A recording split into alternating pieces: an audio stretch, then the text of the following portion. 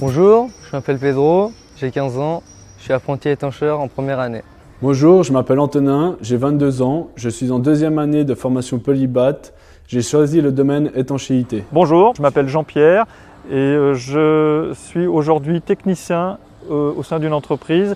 J'assure le poste donc de technicien étancheur. Bonjour, je m'appelle Jonathan, j'ai 17 ans, je fais un apprentissage polybâtisseur option étancheur.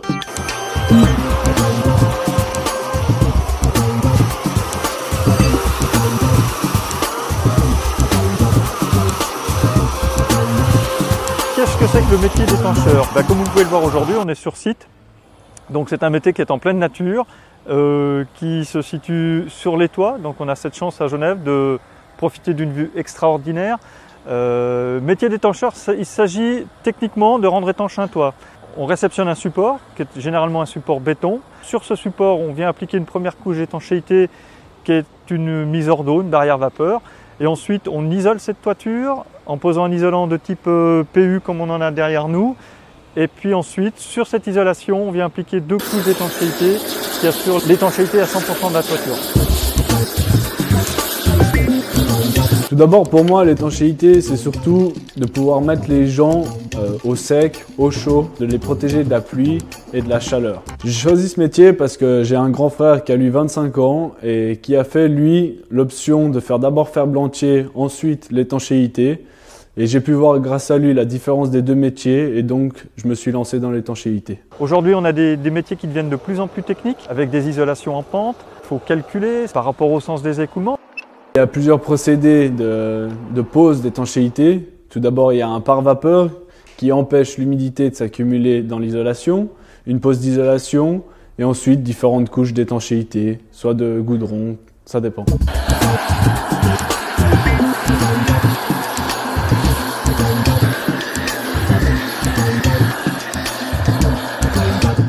La formation d'étancheur se déroule en 3 années. Celle de polybâtisseur, on apprend les 5 métiers dont la façade, la couverture, l'échafaudage, puis story.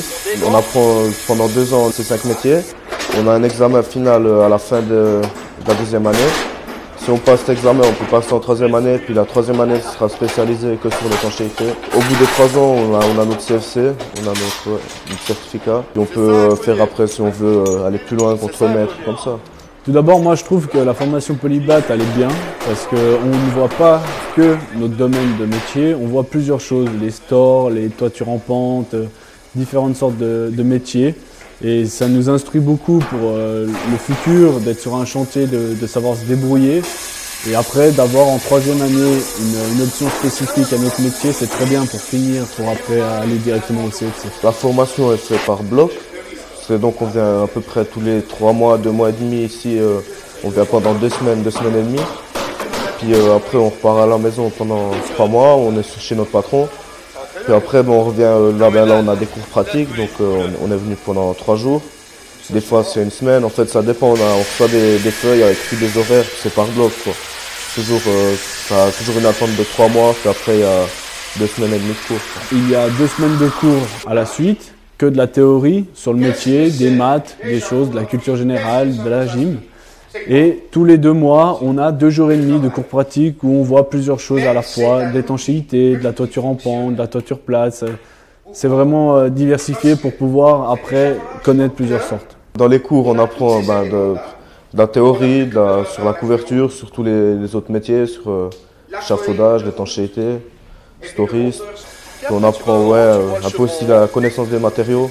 Alors aujourd'hui, on est au 4e cours et en fait, on voit plusieurs choses à la fois. Donc autant de l'étanchéité qui remonte sur une façade, donc après une façade, et qui finit sur un toit en pente. Donc on voit les 3 choses qu'on avait vues les cours précédents en une fois. Et aussi, on a pu faire un montage d'échafaudage en plusieurs parties et de différentes façons. Et encore regarder un petit peu, depuis le sol jusqu'à la chaux, 4 mètres en 4. En dehors de la formation, on est surtout chez le patron. On peut pratiquer certaines choses qu'on a pu voir à l'école. Par exemple, des fois, on voit des nouvelles choses. Alors après, on peut leur demander est-ce que je pourrais faire une toiture où il y a de ci, de ça, pour vraiment se consacrer à ce qu'on a pu voir à l'école si on l'a pas compris. Et sinon, c'est d'apprendre le métier à l'état physique et en fait après être à l'école pour tout ce qui est intellectuel. Ce qui m'a attiré vers ce métier, c'est que c'est en plein air. C'est pas par exemple dans les bureaux enfermés entre quatre murs. Et puis on a une certaine liberté de travailler. Déjà les métiers du bâtiment, on est sûr par rapport à la surpopulation qu'il y aura toujours des constructions, donc on sera jamais en rab de métier.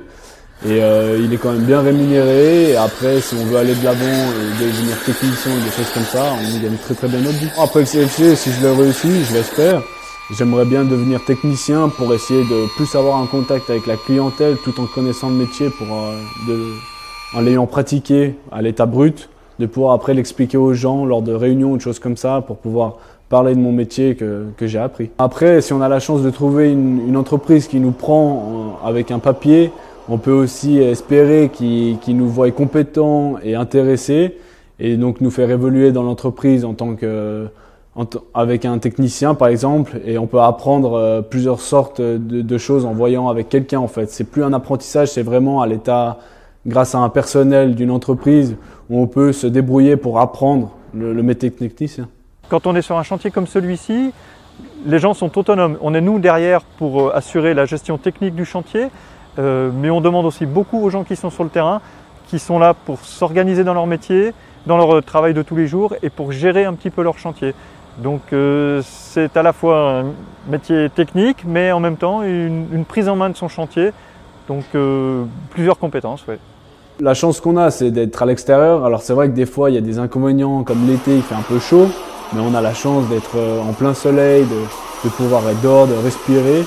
Et l'hiver, de faire des choses, tout dépend des chantiers, des fois on est dedans, des fois ça dépend, on est souvent à l'extérieur, mais c'est une habitude à prendre et c'est vraiment pas dérangeant. J'aime bien utiliser mes mains, je pourrais pas rester dans un bureau ou bien dans une maison toute la journée assis.